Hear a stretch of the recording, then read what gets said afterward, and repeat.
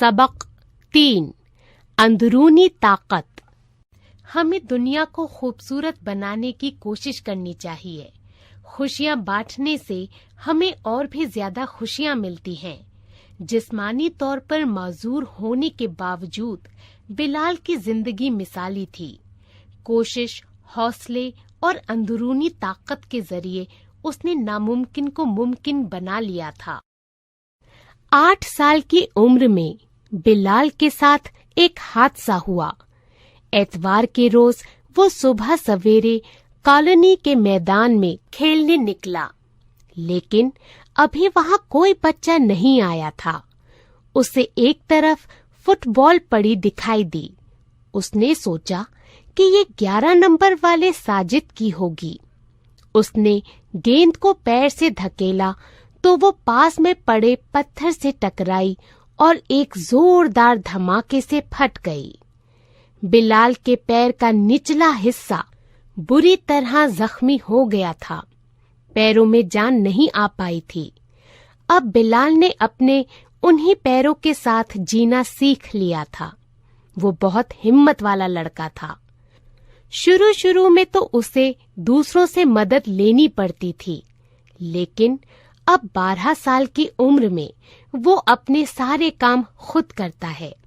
वो अम्मी का दुलारा, अब्बू का प्यारा, दादी की आंखों का तारा और छोटी बहन आयशा का सुपरस्टार है। वो अपने काम करने के लिए घर वालों पर मुनहसर नहीं है, बल्कि घर वालों के काम में भी हाथ बटाता है। दादी कहती है, बिलाल इधर आओ, जरा अखबार पढ़कर सुनाओ। अम्मी कहती है, बिलाल जरा मेज लगाने में मेरी मदद करो। अब्बू की किताबों और फाइलों को तरतीब से रखना उसकी ही जिम्मेदारी है।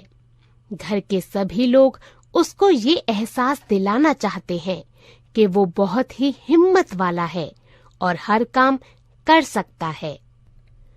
वो अपनी पहिए वाली कुर्सी को इधर उधर धकेलता हुआ कहीं भी पहुंच जाता है। स्कूल जाने में उसे शुरू में घबराहट होती थी। वो बच्चों के साथ खेल नहीं पाता था, लेकिन जल्द ही उसने अपनी अंदरूनी ताकत से घबराहट पर काबू पा लिया था। उसके इरादे बुलंद थे।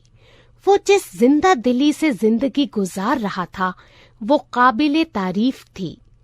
एक दिन बिलाल की छोटी बहन आयशा तस्वीरों में रंग भर रही थी। बिलाल करीब में ही बैठा उसे देख रहा था।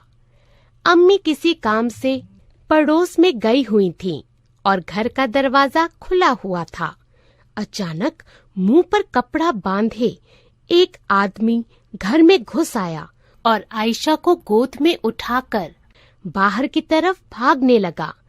ये सब इतनी जल्दी हुआ कि पास में बैठी दादी के होश उड़ गए। वो जोर जोर से चिल्लाना चाहती थीं, लेकिन उनके मुंह से आवाज नहीं निकल रही थी। बिलाल का खून खौल उठा। उसने अपनी पहियों वाली कुर्सी को धकेलते हुए सीधे उस आदमी के ऊपर छलांग लगा दी। वो आदमी धक्के के लिए तैयार नहीं था। बिलाल उसके हाथ से आयशा को छुड़ाने में कामयाब हो गया। ये नजारा देखकर सबने दांतों तले उंगली दबा ली। शोर सुनकर पड़ोसी निकल आए।